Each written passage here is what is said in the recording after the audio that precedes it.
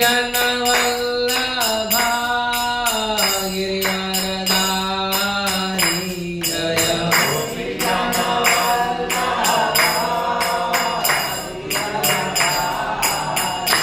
जय गोपी जन वल्लभा गिरिवरधारी जय गोपी जन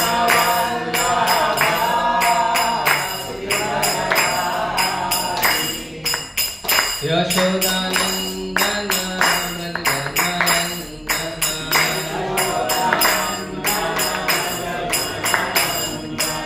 यशोदानंदन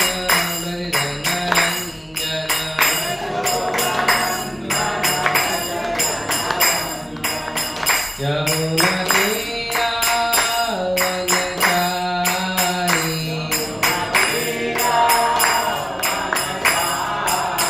यमुना तीरा वनचारी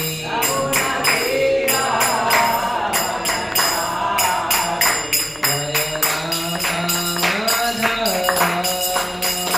जनियारी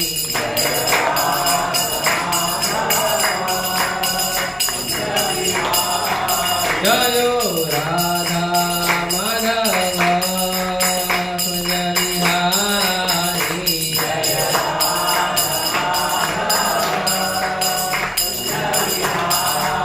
जय राधा रसबिहारी राधा रसबिहारी राधे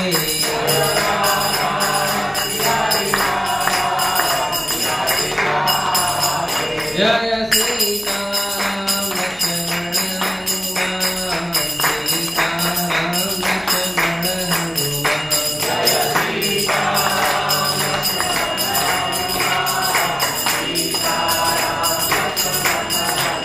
जय गौरनिताय गौरनिताय गौरनिताय जय गौरनिताय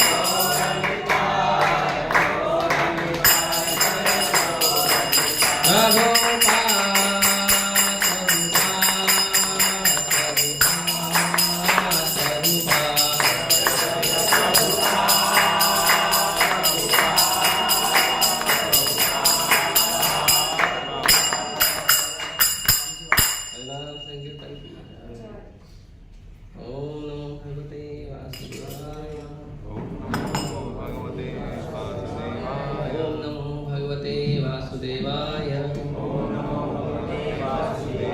नमो भगवते वासुदेवाय ओम ज्ञानतिवृन्दस्य ज्ञानाञ्जनशलाकया चक्षुरुन्मिलितं येन तस्मै श्रीगुरवे नमः श्रीचैतन्यमनोभीष्टं स्थापितं येन भूतले स्वयं रूपः ददाति स्वपदान्तिकं वन्देऽहं श्रीगुरुं श्रीयुतापदकमलं श्रीगुरुं वैष्णवांशं श्रीरूपं साग्रजातं सर्वमहात्मानं तं सजीवं आद्वैतं सावधूतं परिजनसहितं कृष्णचैतन्यदेवं श्रीराधा कृष्णपादां सहगणता श्रीविशाखान्तांशं नमो विष्णुपादाय कृष्णपृष्ठाय भूतले श्रीमते भक्तिवेदान्तस्वामिनिति नाम्ने नमस्ते सारस्वते देवे गौरवाणी प्रचारिणे निर्विशेष शून्यवादी पाश्चात्यदेशतारिणे नमो महावदन्याय कृष्णप्रेमदाय कृष्णाय कृष्ण चैतन्य नामने गौरवशे नमः हे कृष्ण करुणा सिंधु दीनबंधु जगत्पते गोपेश गोपिका कांत राधा कांत नमस्ते तप्त कांचन गौरांगी राधे वृंदावनेश्वरी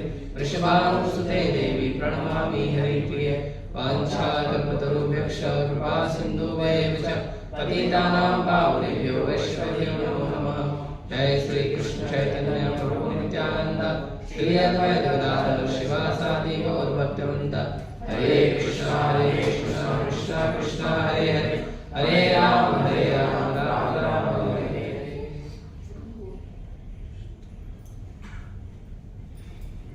आप तीनों आगे आके बैठो।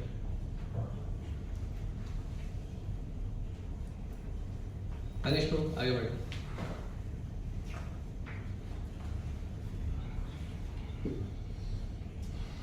हमको ऐसे नहीं बैठना चाहिए जैसे वो ब्राह्मण होता है ना, 9 ग्रह बनाता है, तो एक दरी के ऊपर 9 लोग 9 कोने में बैठ जाएंगे। ऐसा नहीं बैठना चाहिए। कभी भी बैठने का नियम है कि जब आप आओ तो सबसे पहले आगे बैठो। आगे जगह बिल्कुल खाली नहीं है तो पीछे बैठना चाहिए। कभी भी मैं देखता हूँ शुरुआत पीछे से करें। क्यों? क्योंकि हम लोग बैक बेंचर हैं, स्कूल में भी पीछे ही बैठते थे, इसके लिए है ना। स्कूल में पीछे बैठते ना, मुझे पता है, क्योंकि आदत से पता चल जाता है।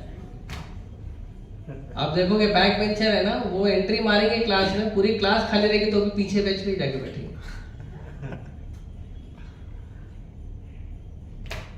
पीछे बैठने से ज्ञान नहीं आता है, आगे बैठने से, क्योंकि पीछे बैठने से ना मन खेल जाता है। मन आपको बोलेगा ठीक है ना, वो उसका मुंह चल रहा है, हमारा हाथ चलेगा, हम अपनी मस्ती करते रहेंगे, क्या दिक्कत है, उसको थोड़ी पता चलने वाला है। तो ऐसा मन खेल जाता है। लेकिन पता होना चाहिए, जो लोग पीछे बैठते हैं उनको ये पता होना चाहिए कि जो यहाँ पे आकर बैठता है या जो कॉलेज में स्कूल में जो टीचर प्रोफेसर है, उसको कुछ गुण और कुछ कर्म देखकर उसके पद दिया गया है। मतलब उसके अंदर इतना टैलेंट है कि वो पीछे तक देख सकता है।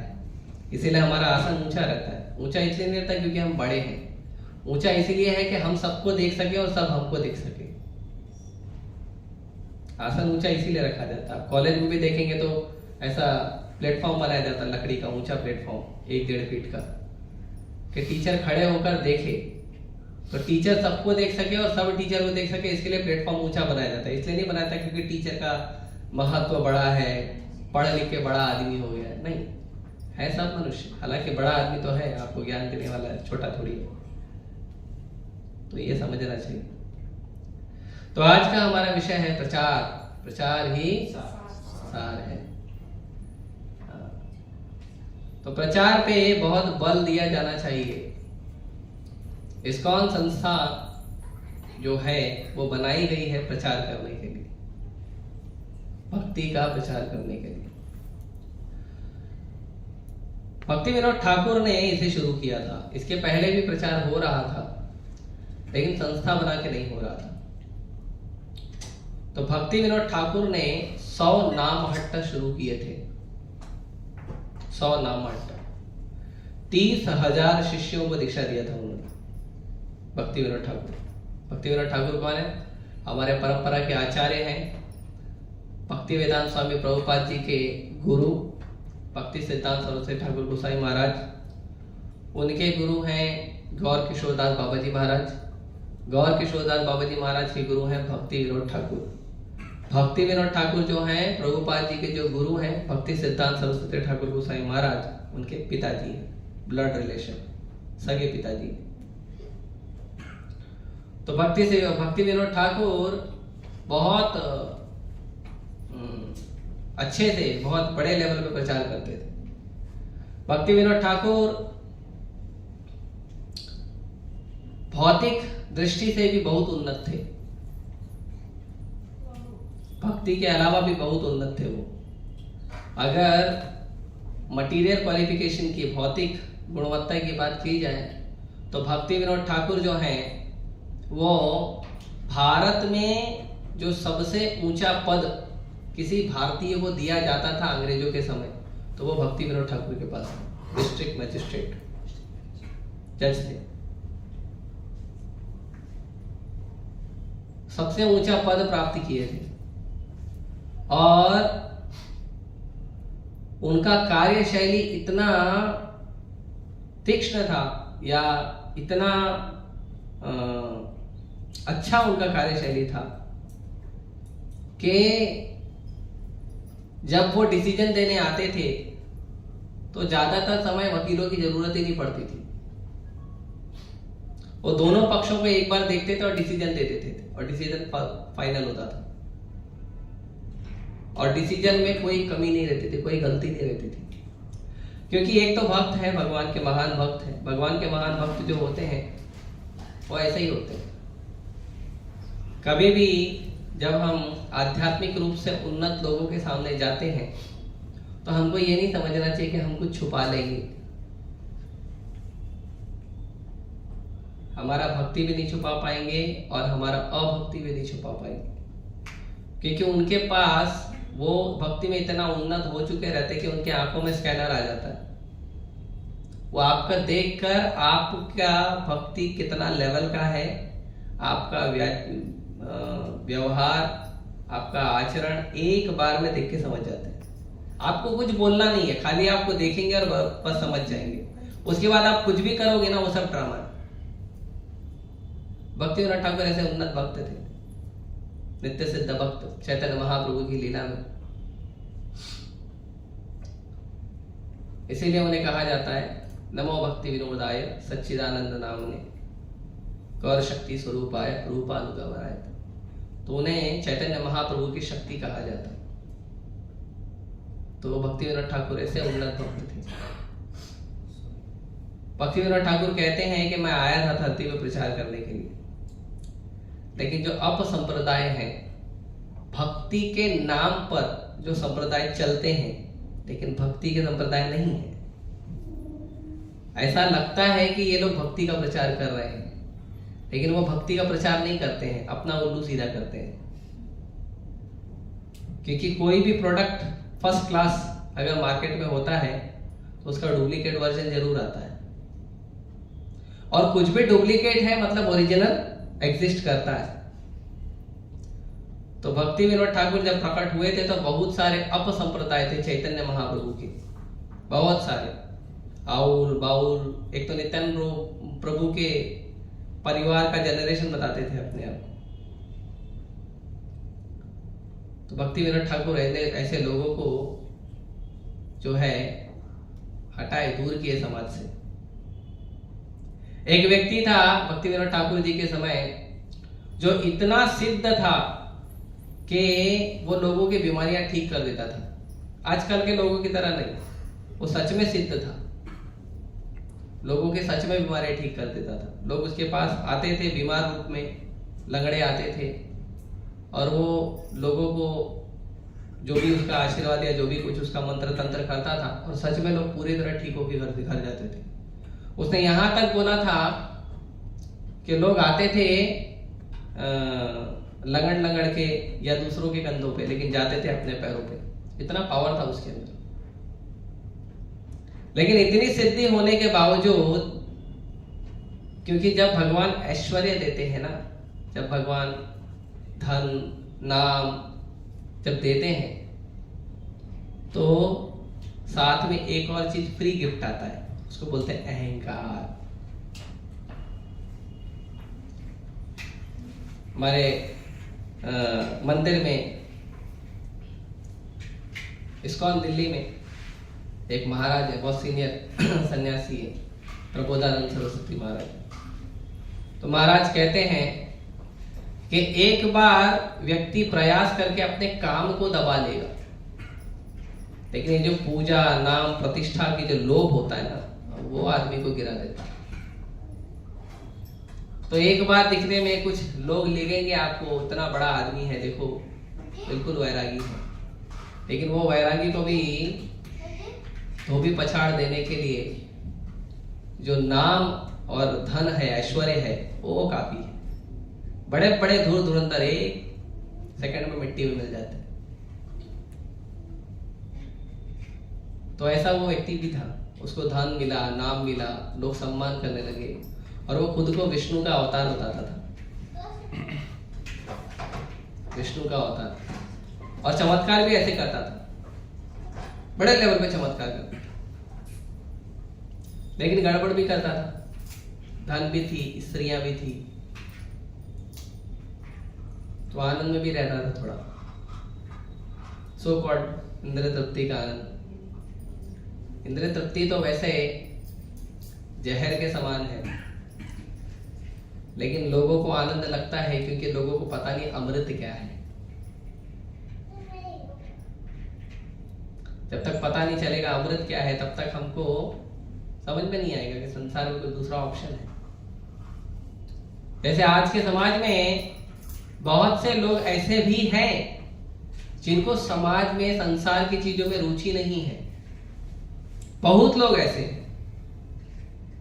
ऐसे लोगों को जैसे ही पता चलता है कि इस्कॉन है, भगवत गीता और लाइफ का दूसरा ऑप्शन खुला, वो तुरंत आ जाते हैं। उनकी रुचि बिल्कुल बचपन से रुचि नहीं होती उनकी बाकी चीजों में, सामाजिक चीजों में नहीं होती।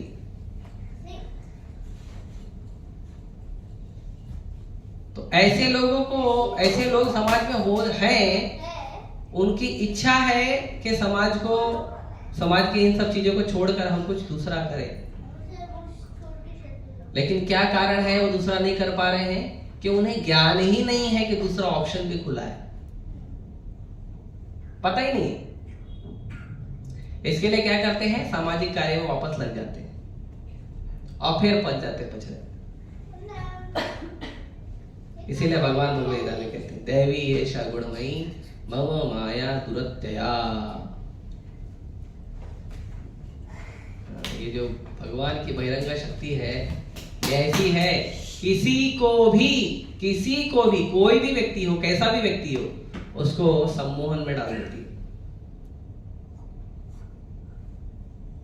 तो यह व्यक्ति भी बहुत प्रचार करता था, बहुत बीमारियों में ठीक करता था, गांव गांव में लोग आने लगे, लेकिन इसके गड़बड़ कारनामे भी लोग चर्चा करते थे। तो जो बहुत से कुछ लोग जो जेन्युइन लोग थे, जेन्युइन साधु थे, अच्छे लोग थे समाज के, उन्होंने कंप्लेन किया।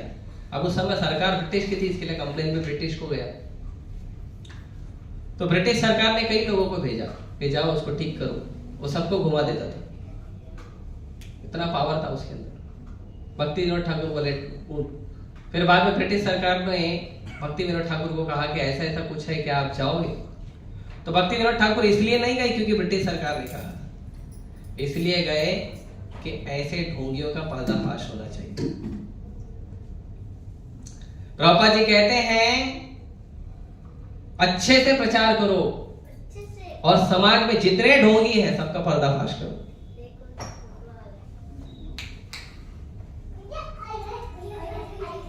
सबका अच्छे से प्रचार करना चाहिए।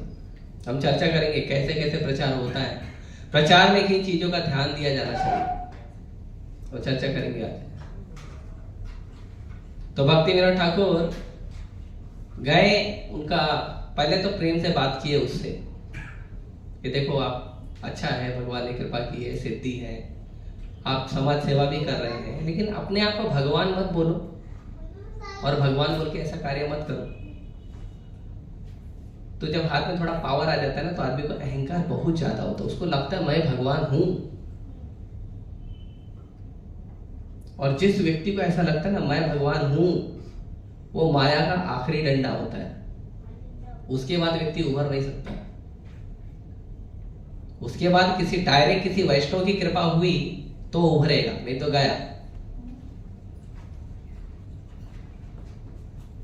तो उसने कहा कौन भगवान है?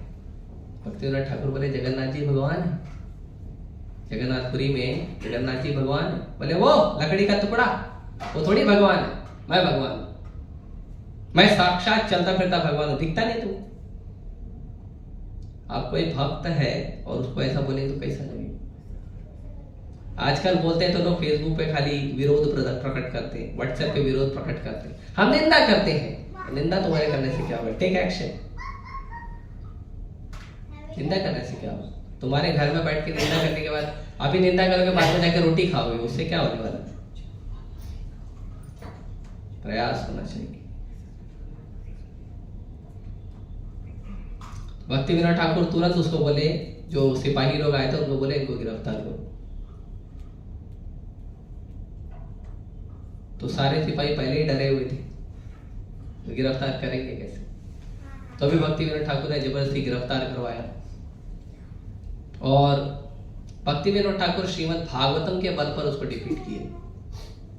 केवल श्रीमद् भागवतम बैठ के पढ़ते थे बस। फिर उसको गिरफ्तार किए, तो जैसे ही गिरफ्तार किए पूरे गांव में हैजा फैल गया। भक्ति विनोद ठाकुर का पर्सनली उनका आधा शरीर जो है वो पैरालाइज्ड हो गया, उनके घर में सब बीमार पड़ गए, इतना पावर था उसके पास। तो सब लोग आके समझाने लगे देखो पूरा गांव को बीमार हो गया है, आपका घर में सब बीमार हो गए, आपका खुद का हालत इतना खराब है, छोड़ दो उसको। भक्ति विनोद ठाकुर बोले मैं मर भी जाऊंगा ना तो भी ये ढोंगी के पर्दाफाश किए बिना नहीं जाऊंगा। ऐसे दुष्ट प्रवृत्ति के लोग समाज में समाज को खराब करते हैं।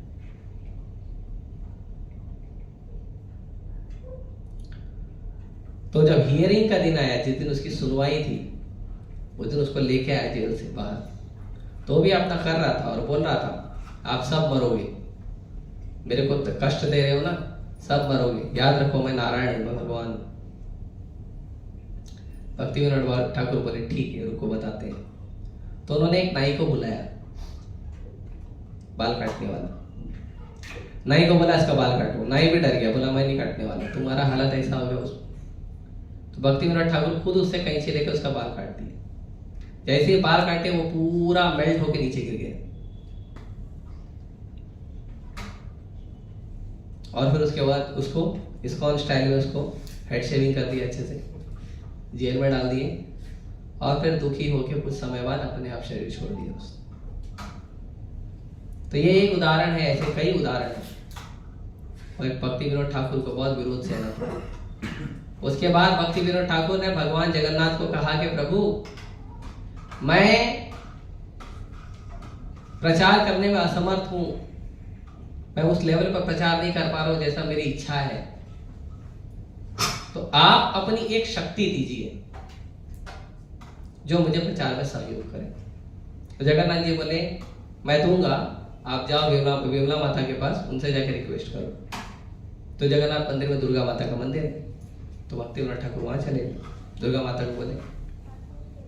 तो कुछ समय के बाद प्रकट हुए भक्ति सिद्धांत सरस्वती ठाकुर गोसाई महाराज। उनका बचपन का नाम है विमला प्रसाद, क्योंकि विमला देवी के आशीर्वाद थे। भक्तिविनोद ठाकुर, भक्ति सिद्धांत सरस्वती ठाकुर महाराज ने भी वैसे ही एकदम बृहद प्रचार किया, और कई बार उन्होंने इतना प्रचार किया कि कई बार उनको जान को जोखिम होता था। तो ये जो संस्था बनाने का कार्य है, ये भक्तिविनोद ठाकुर ने कहा था भक्ति सिद्धांत सरस्वती ठाकुर गोसाई महाराज को भी। तो भक्तिविनोद ठाकुर ने 100 नामहट्ट बनाए, और भक्ति सिद्धांत सरस्वती ठाकुर महाराज ने 64 गौड़ीय मठ बनाए। 64 पूरे भारत में, और बड़े बड़े बनाए, एकदम विशाल भवन। तो प्रचार के लिए मंदिरों की जरूरत है। प्रभुपाद जी कहते थे कि विदेशों में अगर हमको प्रचार करना है तो पुस्तक वितरण बहुत अच्छा तरीका है, क्योंकि विदेशों में लोग जो हैं वो पुस्तकों पे ज्यादा भरोसा करते हैं। किसी ने कुछ लिख दिया पेपर में, मैगजीन में, बुक में, तो उसको मान लेते हैं। लेकिन भारत में प्रचार करना है तो मंदिर बनाने पड़ेगी। और दूसरा, मंदिर जो होता है वो सेंटर होता है मैनेजमेंट का, कि प्रचार के अंदर जितने भी मैनेजमेंट होते हैं वो मंदिर में होंगे, वो केंद्र होता है प्रचार का। इसीलिए मंदिर की बहुत आवश्यकता है। 2 या 3 दिन पहले प्रभुपाद जी का एक कोट मैं पढ़ा, तो उसमें प्रभुपाद जी यहां तक कि क्लियर कहते हैं कि प्रचार में भक्त बनाना ज्यादा जरूरी है मंदिर बनाने से। क्योंकि मंदिर क्यों बनाया जाता है? प्रचार करने के लिए, और कोई दूसरा कारण नहीं है। किसी को ये नहीं समझना चाहिए कि मंदिर में ब्रह्मचारी लोग हैं, आनंद से बढ़िया प्रसाद पाते हैं, बढ़िया आनंद से सोते हैं, थोड़ा तो 1-2 घंटा मिल लेते हैं लोगों से। नहीं, किसी को अगर ऐसा कोई भ्रम है तो आओ मेरे साथ 24 घंटा रहने के लिए, पता चल जाएगा। मेरे साथ क्या, मंदिर का कोई भी ब्रह्मचारी आइए, 24 घंटा बिताइए, उसके बाद आपके जो राय हम स्वीकार कर लेंगे। इसीलिए प्रभुपाद जी बहुत ही क्लियर और बोल्ड स्टेटमेंट पे कई जगह कहे हैं कि मंदिर खाने और सोने की जगह नहीं है। कई बार लोग ऐसे आ जाते हैं कि उनको दुनिया में कहीं काम धंधा कुछ मिलता नहीं है, तो आ जाते हैं, महाराज हमको भी मंदिर में रख लो। उनको लगता है मंदिर में फ्री में प्रसाद मिलेगा, हम मस्त सोएंगे, कुछ काम करना नहीं पड़ेगा, काम चोर की तरह रहेंगे।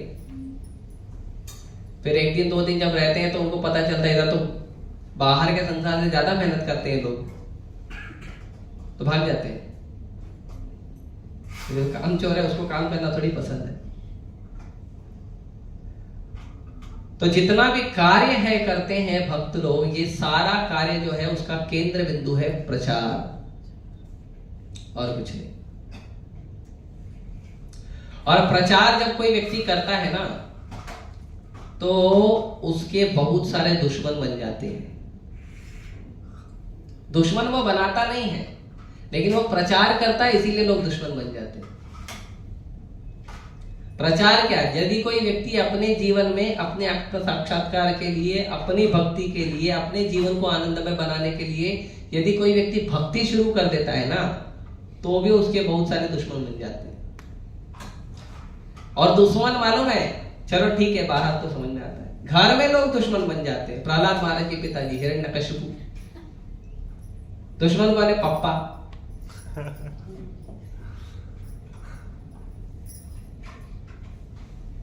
क्या गलती है प्रहलाद? बस एक ही गलती है, हरे कृष्ण करता है, और कोई गलती नहीं। भाई रावण, मेरा भाई, उसका पति राणा। तो जो व्यक्ति केवल भक्ति चालू कर देता है तो बाय डिफॉल्ट उसको बहुत सारे अपने आप विरोध मिलने शुरू हो जाते हैं। तो समाज के लोग टेंशन में आ जाते हैं कि ये मेरी तरह क्यों नहीं जी रहा है, मेरी तरह पापमय कृत्य में क्यों नहीं लगा है। और उनको कन्विक्शन होता है, उनको पूरा विश्वास होता है कि जो काम मैं कर रहा हूं वो पापमय नहीं है, वही तो धर्म है।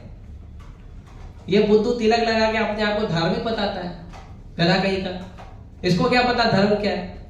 एक दिन इस्कॉन क्या चले गया, इसको पता चल गया धर्म क्या है, ऐसा थोड़ी होता है। और इस्कॉन वाले क्या है, बस हरे राम हरे कृष्ण करते हैं, उनको क्या पता धर्म क्या है। तो ऐसा लोग सोचने लगते हैं, तो विरोध शुरू हो जाता है। फिर विरोध, आप स्कूल में जाते हो, वहां होता है। आप स्कूल में जाओगे, आपका मित्र है, कॉलेज में, ऑफिस में जाओगे, आपका जो मित्र है वो टिफिन खाएगा, बोले तू भी खा, नहीं हम नहीं खाते। क्यों नहीं खाते? कांदा लहसुन नहीं खाते। कांदा लहसुन नहीं खाते? अरे भाई, सबसे बड़ी दवाई है कांदा लहसुन, पता है तुमको? अरे तो दवाई है तो बीमार पड़ो तब खाओ ना। दवाई रोज खाई जाती है, सेरेडोन या जो भी दवाई है, एनासिन है, आप लोग रोज खाते हो? हाँ, रोज थोड़ा चाय के, सुबह के चाय के टाइम पे एक गोली, दोपहर के चाय के टाइम पे एक गोली, शाम के चाय के टाइम पे एक गोली खाते हो? जब बीमार पड़ते तब खाते हो ना। तो दवाई है तो दवाई के दिन खाओ, नहीं रोज खाएंगे। फिर बोलेंगे ऐसे, तो बोलते नहीं इसमें टेस्ट है, कितना ज्यादा टेस्ट है। आओ हरे कृष्णा मंदिर में, बिना मसाले वाला खिचड़ी भी खाओगे ना तो टेस्ट पे आपका हृदय निकल जाएगा। कई बार भक्तों को लोग पूछते हैं इसमें क्या मिलाया है, रेसिपी क्या है? हाँ रेसिपी क्या है? रेसिपी से याद आया, आखिरी को बताओ मेरे रेसिपी क्या है इसकी? एक ही रेसिपी है, भगवान की कृपा। और क्या रेसिपी? इसके लिए सूखा चावल भी खिला देते हैं लोगों को, नमक ला के, और लोगों को टेस्ट आता है। अरे ये चावल कैसे बना है? हम भी बनाते हैं, ऐसा टेस्ट आता नहीं। मैगी मसाला मिलाते हैं। कुछ लोग तो मैगी मसाला डाल देते हैं। तो प्रचार सबसे ज्यादा महत्वपूर्ण कार्य है, और प्रचार की शुरुआत होती है अपने खुद के व्यवहार से। कोई भी व्यक्ति जो प्रचार कर रहा है, उस व्यक्ति को ध्यान रखना चाहिए कि प्रचार की शुरुआत होती है आपके व्यवहार से। क्योंकि जब आप प्रचार शुरू करते हो, जब आप प्रचार करते हो, तो लोग ये नहीं देखते हैं कि आप क्या बोल रहे हो, लोग ये देखते हैं आप क्या कर रहे हो। आप दूसरों को बोलो हरे कृष्णा जप करो, फिर वो एक दिन आएगा आपके साथ रहने के लिए, देखा आप 24 घंटे में 24 नाम भी नहीं जप किए, उसको 16 माला जप करने बोलते हो, तो दूसरे दिन तो बोलेगा प्रभु जी हरे कृष्णा, दंडवत प्रणाम।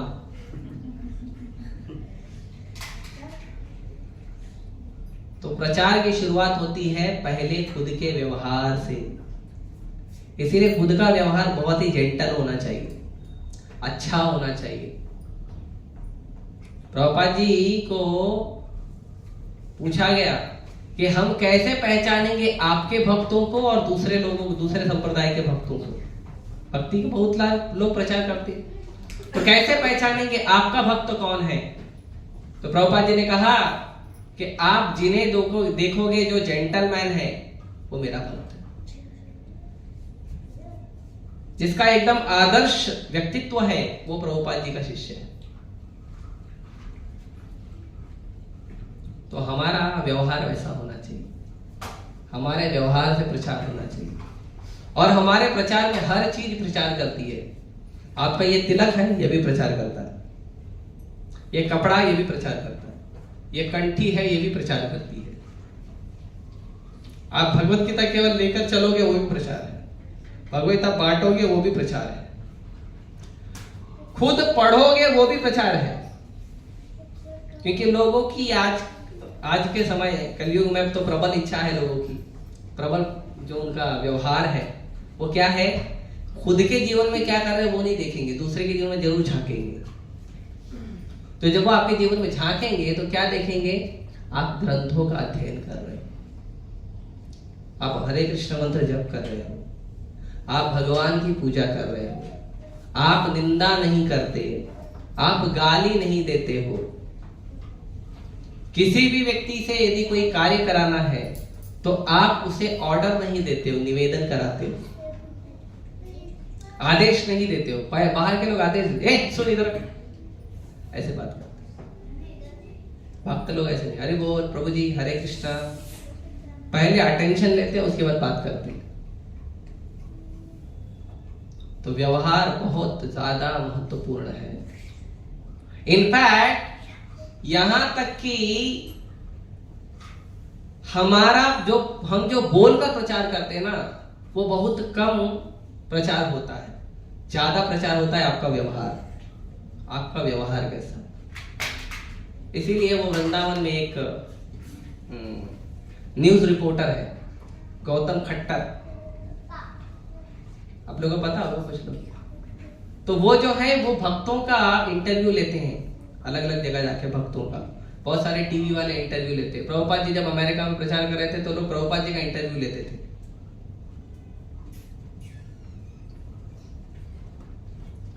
तो क्यों इंटरव्यू लेते हैं, ताकि जानने के लिए कि भक्तों का जीवनचर्या क्या है, भक्तों का व्यवहार क्या है, किस टॉपिक पे भक्त क्या जवाब देता है। तो व्यवहार बहुत महत्वपूर्ण है। और जब हम प्रचार करते हैं तो प्रचार करने का जो सार है, आप प्रचार करने गए, हम प्रचार करने गए, कोई भक्त प्रचार करने गया, तो उसका जो मेन सार है, जो उसका मुख्य उद्देश्य है, वो क्या होना चाहिए पता है?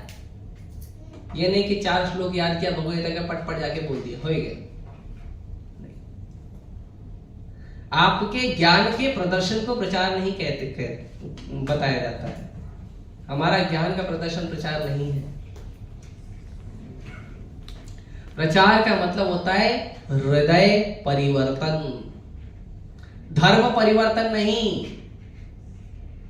मुस्लिम से क्रिश्चियन हो गया, क्रिश्चियन से हिंदू हो गया, हिंदू से सिख हो गया, नहीं। खाली स्टैम्प चेंज करने से कोई व्यक्ति जो है धार्मिक नहीं बनता। ऐसे अगर देखोगे तो कोई भी बॉलीवुड का पुराना एक्टर देखो, वो तो सारा धर्म पालन कर चुका है ना। बाजू में रहते हैं अमिताभ बच्चन, वो तो मुस्लिम में बने किसी फिल्म में हिंदू बने, किसी फिल्म में ब्राह्मण बने, किसी फिल्म में क्रिश्चियन भी बने हैं, किसी फिल्म में क्या बने, किसी फिल्म में सरदार जी बने हैं। तो उसका मतलब वो सारा धर्म पालन करते हैं? नहीं, that is acting, this is drama. वो ना धर्म नहीं है। धर्म का मतलब होता है हृदय परिवर्तन।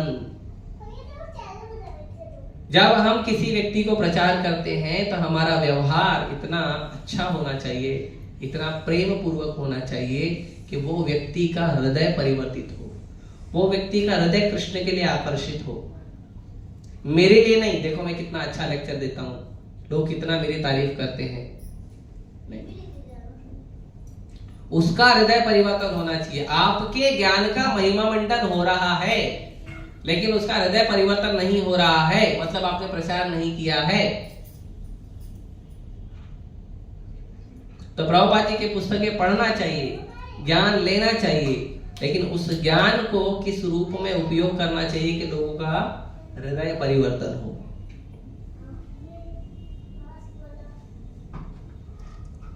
और कभी कभी इसी कारण से हम देखते हैं कि कुछ लोग अलग अलग संप्रदाय के अलग अलग साधुओं को कोट करने लग जाते हैं, है ना। बहुत सारे संप्रदाय हैं जो प्रचार करते हैं भक्ति का, तो हमको सम्मान सभी साधु का करना चाहिए।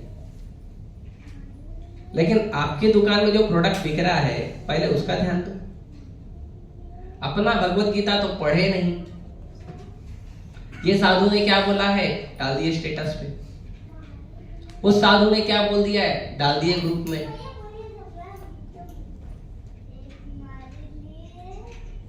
पहले तो आप देखिए ना प्रभुपाद जी ने आपको क्या दिए हैं। इस्कॉन में लाखों प्रचारक हैं, वो हमको आकर्षित नहीं कर पा रहे क्या? हमको बहुत सारे अलग अलग संप्रदाय को उठाना पड़ रहा है, और अगर उनको उठाना पड़ रहा है तो फिर हम यहां क्या कर रहे हैं? आपको इस्कॉन में पूरा विश्वास है, आपकी इस्कॉन में दृढ़ श्रद्धा है, आप इस्कॉन में आकर भक्ति कर रहे हो, आपकी इच्छा हुई कि इस्कॉन इतना अच्छा भक्ति का ज्ञान दे रहा है, हम लोगों को जाके इस्कॉन की तरफ से भक्ति का ज्ञान प्रचार करेंगे। लेकिन जब प्रचार कर रहे हैं तो फिर किसी साधु ने कुछ बोल दिया, उसको उठा के डाल दिया। कम से कम इतना तो चेक करो कि जो साधु की बात आपको अच्छी लगी है वो साधु की बात को प्रभुपाद जी ने कहीं कहा है कि नहीं, पहले वो तो चेक करो। और ये मैं गारंटी के साथ कह सकता हूं कि दुनिया में जितने भी अलग अलग साधुओं की हम बात सुनते हैं, स्टेटस पे डालते हैं, प्रचार करते हैं, ये सारी बातों को यदि आप ध्यान पूर्वक प्रभुपाद जी का पुस्तक पढ़ोगे ना, प्रभुपाद जी के बुक में मिलेगा। और केवल मिलेगा नहीं, दुनिया भर के लोग जो प्रचार करते हैं ना, अलग अलग प्रचार करते हैं, वो सारे शब्दों को प्रभुपाद जी की पुस्तक में मोस्ट रिफाइंड फॉर्म में मिलेगा, बहुत ही उत्कट भाव में मिलेगा वो चीज, आप ये गारंटी है। इसीलिए आप देखेंगे कई बार जो मेरा स्टेटस होता है उसमें केवल प्रभुपाद जी का कोट रहेगा, केवल प्रभुपाद जी की वाणी और कुछ नहीं। और कभी कुछ चीज जो भक्ति को सपोर्ट करती है, कोई फेमस व्यक्ति है भक्ति को सपोर्ट करता है, तो उसको हम थोड़ा सा बता देते हैं, लेकिन उसके आधार पर नहीं रहते। कई बार मैं देखता हूं कि कोई व्यक्ति थी कि एक दिन डाल दिया, 2 दिन डाल दिया, वो महीने के 30 दिन ये बाबा ने ये बोला, वो बाबा ने वो बोला, वो बाबा ने वो बोला। नहीं, तो हमारे आचार्यों के प्रति हमारा क्या शरणागति है? हमारे आचार्यों ने जो ज्ञान दिया है इतना मेहनत करके, उसके प्रति क्या शरणागति? रूप गोस्वामी, सनातन गोस्वामी वृंदावन पूरे ब्रज में प्रचार किए। सनातन गोस्वामी इतना बृहद प्रचार किए ब्रज में कि उनको ब्रज का बाबा कहा जाता था। आज भी गुरु पूर्णिमा के दिन 1 करोड़ लोग सनातन गोस्वामी का जन्मदिन सेलिब्रेट करने जाते हैं। 1 करोड़। है कोई बड़ा फिल्म स्टार, सुपरस्टार बताओ? आज भी 500 वर्ष बीत गए हैं, 1 करोड़ लोग गोवर्धन परिक्रमा लगाते हैं सनातन गोस्वामी का जन्मदिन मनाने के लिए। गुरु पूर्णिमा, उनको गुरु मानते हैं सब। इतना प्रचार किया है। रूप गोस्वामी हमारे परंपरा के आचार्य, उन्होंने कितने ग्रंथ लिखे हैं। जीव गोस्वामी, व्यासदेव जी ने वेदों का रचना किया, इसका उसका बहुत सारी चीजों का रचना किया। वेद व्यास जी ने 4 लाख श्लोकों की रचना की, 4 लाख। और जीव गोस्वामी ने भक्ति के आधार पर 5 लाख श्लोकों को लिखकर ग्रंथों की रचना की। 5 लाख। कितना मेहनत किया है हमारे आचार्यों ने, दिन रात एक करके। और उस समय तो पेपर भी नहीं होता था, प्रिंटर भी नहीं होता था, पत्तों के ऊपर लिखते थे। वो सरकंडे की लकड़ी लेकर उसको इंक में डुबाकर लिखते थे। सोचो अगर हमको कहा जाए तो, ऐसे 100 साल पहले भी लोग करते थे। आप लोग अपने परदादा वगैरह का कोई उनका समय का कुछ आपको पता रहेगा तो जान सकते हैं आप, वो लोग भी लिखते थे। कितना मुश्किल होता था। अभी तो पेन है, पेंसिल है, और बहुत सारे नए नए एडवांस उपकरण आ गए हैं, प्रिंटर है। आजकल तो बच्चे पेन और पेंसिल को भी हाथ नहीं लगाते, स्क्रीनशॉट, फोटो, ये सब करते। लेकिन उस समय एक एक शब्द को लिखने के लिए पेड़ का पत्ता लेना होता था, इंक जमा करनी होती थी, लकड़ी जमा करनी होती थी, फिर उससे लिखा जाता था। उसके बाद विश्वनाथ चक्रवर्ती ठाकुर हैं, उन्होंने कितने ग्रंथ लिखे। तो इतने सारे आचार्य हैं लाइन में, उनका इतना सारा ज्ञान है, तो हमें क्यों नहीं पता ये सब? क्योंकि हम प्रभुपाद जी की पुस्तकों को नहीं पढ़ रहे हैं और लेक्चर नहीं सुन रहे हैं इस्कॉन से। कम से कम एक तो सुनो, दिन भर में 15 मिनट 10 मिनट एक तो सुनो। प्रभुपाद जी का एक लेक्चर 30 मिनट 40 मिनट में पूरा हो जाता है। आप जब तक खाना खा के उठोगे तब तक एक लेक्चर सुन लोगे प्रभुपाद जी, खाना खाते खाते। माताएं हैं, कुकिंग कर रही है, 4-5 लेक्चर तो कुकिंग में सुन लोगे आप। तब तो श्रद्धा जागृत होगी। जब हमको पता चलेगा कि हमारे आचार्यों ने इतना मेहनत कर करके इतनी चीजें लिखी है, तब तो आचार्यों के चरणों में श्रद्धा होगी, तब तो उनके ज्ञान को लेकर हम प्रचार करेंगे।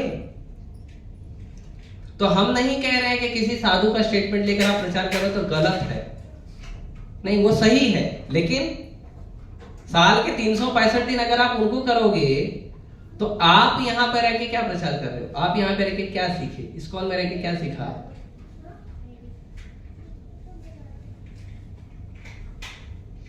एक प्रभु जी हैं, दक्ष श्याम प्रभु, आप लोग जानते हैं उनको, हमारे प्रोग्राम में आते हैं रेगुलर।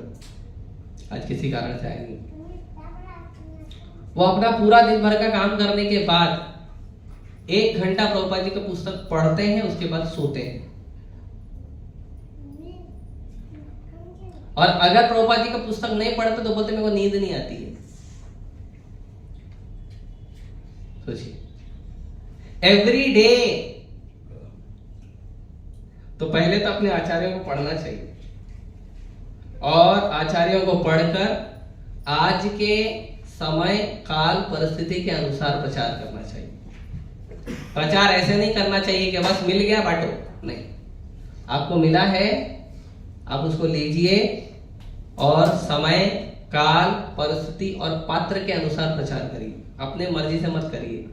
मुझे ज्ञान आता है, उस बेचारा सुनने को तैयार नहीं है, वो आपको बोला है मेरे पास 5 ही मिनट है, 5 ही मिनट बताइए कुछ बताने हैं तो आपको, और आप उसको खड़ा करके आधा घंटा लेक्चर दे दिए, दोबारा आएगा नहीं। ऐसा हुआ है। एक भक्त गया था एक आईआईटी में प्रचार करने, तो आईआईटी में पहले तो 4-5 दिन घूमा, क्योंकि आईआईटी के बच्चे बहुत ज्यादा अपने आप को एडवांस समझते हैं, तो मिलते नहीं पहले तो भक्तों को।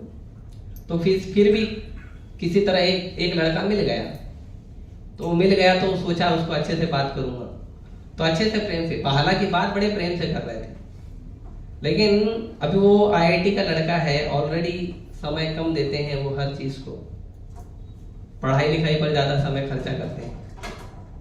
तो उस भक्त ने क्या किया, उस आईआईटी के लड़के का 1.5 घंटा ले लिया पहले दिन, दूसरे दिन किया तो मिला ही नहीं लड़का उनसे, सिर्फ फोन पे बात करता था, बाकी मैं बिजी हूं। नहीं, समय काल परिस्थिति, व्यक्ति का स्वभाव, व्यक्ति की चेतना, उसको देखकर प्रचार करना चाहिए, बहुत महत्वपूर्ण है। किसी व्यक्ति के पास 10 मिनट है, कोई 10 ही मिनट बताओ, 2 मिनट है 2 ही मिनट बताओ। आपको इतना एक्सपर्ट होना चाहिए कि कोई व्यक्ति अंधेरी में आपसे मिला, उसको जोगेश्वरी में उतरना है, आपके अंधेरी में से आपके चढ़ने से और उसके जोगेश्वरी में उतरने तक जो 2 से 3 मिनट का समय है ना, उसमें आप उसको ज्ञान देके छोड़ दो। ऐसा नहीं कि उसको बोरीवली तक लेके जाओ, ऐसा नहीं करना।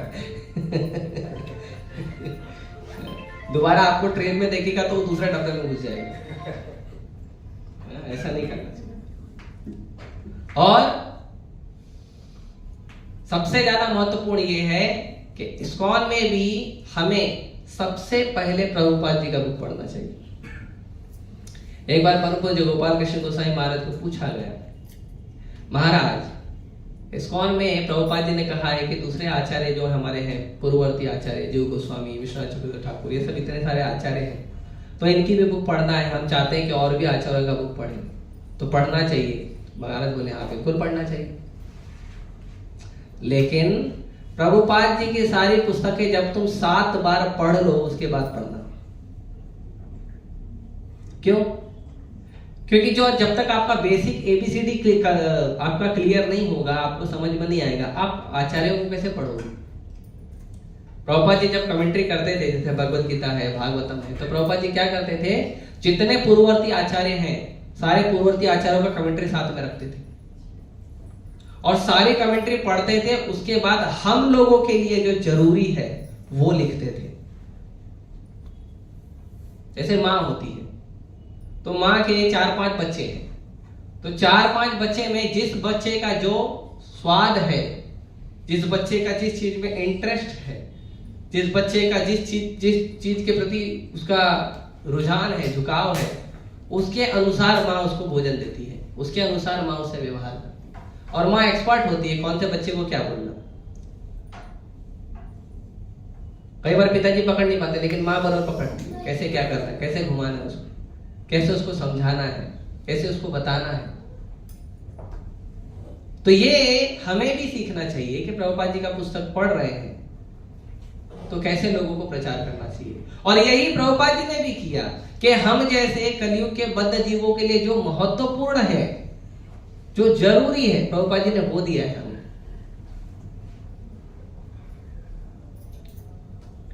इसीलिए विश्वास होना चाहिए। और प्रभुपाद जी का कोई भी पुस्तक आप लीजिए।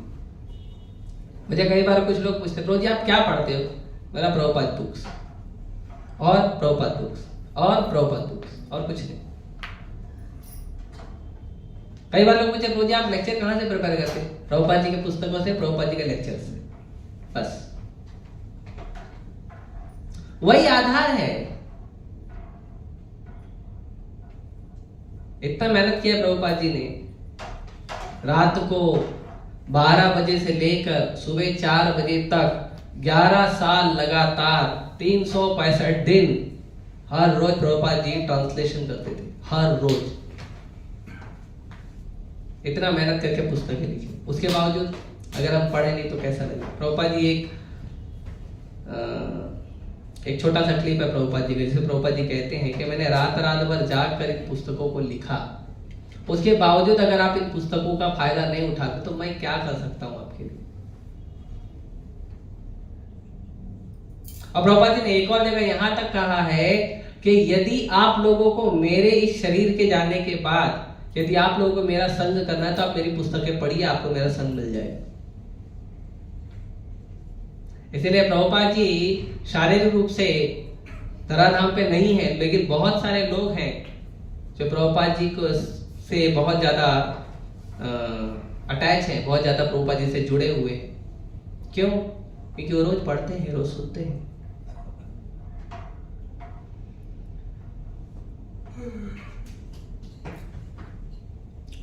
तो बहुत जरूरी है इन सब चीजों का ध्यान रखना। अगर इन सब चीजों का ध्यान रखेंगे, जब हम खुद दृढ़ता दिखाएंगे अपनी परंपरा को फॉलो करने में, जब हम खुद दृढ़ता दिखाएंगे अपने गुरु को फॉलो करने में, तब ना लोग आपको फॉलो करेंगे। नहीं तो हम जब खुद ही जंप मारने लगेंगे तो जो आएगा जुड़ेगा तो भले आपसे, लेकिन कुछ दिन बाद आपको जंप मार देगा। फिर लोग दुखे, देखो प्रभु जी जुड़ा तो मेरे से था, देखो कहां चले गए। गलती किसका? पहले आप देखिए आपने क्या किया था।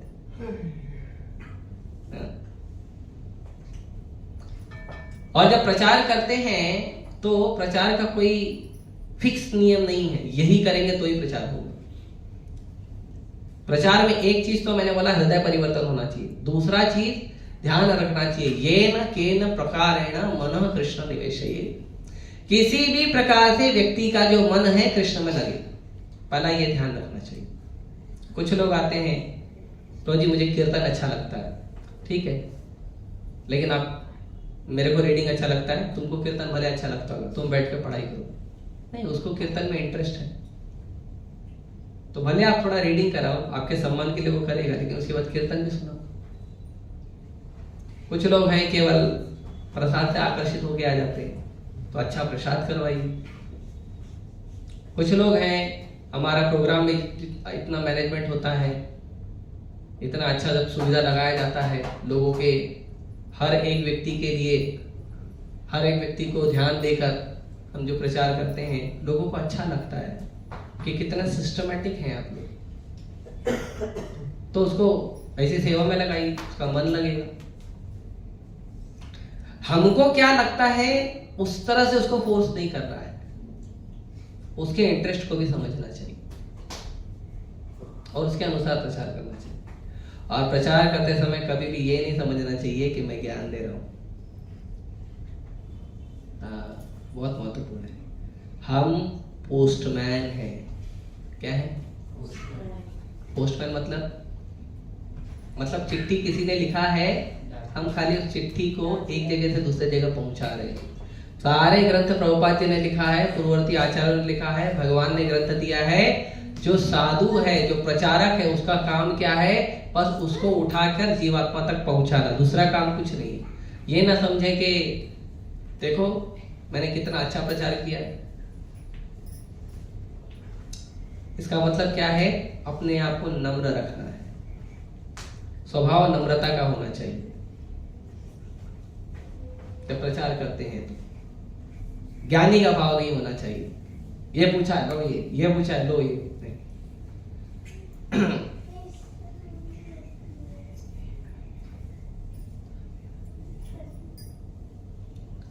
और कई बार हम देखते हैं कि जब हम प्रचार करते हैं तो कुछ लोगों के घर की कुछ समस्याएं भी होती है। कुछ लोगों का स्कूल का, कॉलेज का कुछ समस्या होता है। कुछ लोग अपने टाइम मैनेजमेंट को प्रॉपर कर नहीं पाते हैं। कुछ लोग का सोने का उठने का आदत ठीक नहीं होता है। तो कई बार भक्त लोग बोलते ये सब तो भौतिक है ना। अरे ये सब भौतिक है, आप पढ़ाई पे ध्यान दो, भक्ति पे ध्यान दो। नहीं, अगर उनको जरूरत है तो उन चीजों में भी मार्गदर्शन करना चाहिए।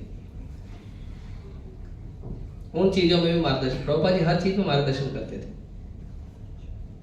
मेरे पास एक कोट है, इसमें प्रभुपाद जी को एक भक्त ने पूछा कि प्रभुपाद जी मैं दांत निकलवाना चाहता हूं, क्या करूं, निकलवा दूं? प्रभुपाद जी ने बोला दांत निकलवाने की कोई जरूरत नहीं है, आप सरसों का तेल और नमक लेकर उसको अच्छे से मिक्स करिए और उसको दांत पे रेगुलर लगाइए। दांत निकलवाने की जरूरत नहीं पड़ेगा और दांत आपका दर्द बंद हो जाएगा। क्या जरूरत है बताओ? भक्तों को धोती पहनना प्रभुपाद जी ने सिखाया, माताओं को साड़ी पहनना प्रभुपाद जी ने सिखाया। तो जो उनका पर्सनल प्रॉब्लम है, जो उनका लाइफ का जो पर्सनल जो भौतिक चीज है, जैसे कुछ वक्त पढ़ाई करते हैं तो हमने ऐसा भी सुना है कि कुछ जो प्रचारक हैं, कुछ भक्तों को मैथ्स नहीं आता था तो उनको थोड़ा बहुत मैथ्स भी सिखाया था उन्होंने। टाइम नहीं है अभी, दोस्तों के पास जाने का समय कम है, एग्जाम का प्रिपरेशन है, तो कभी कभी थोड़ा सिखा दिया, कोई दिक्कत नहीं। लेकिन ये रेगुलर नहीं होना चाहिए। आप अपने मेन प्रिंसिपल से भटक जाओगे, फिर कोचिंग क्लास खोल के बैठ जाओगे।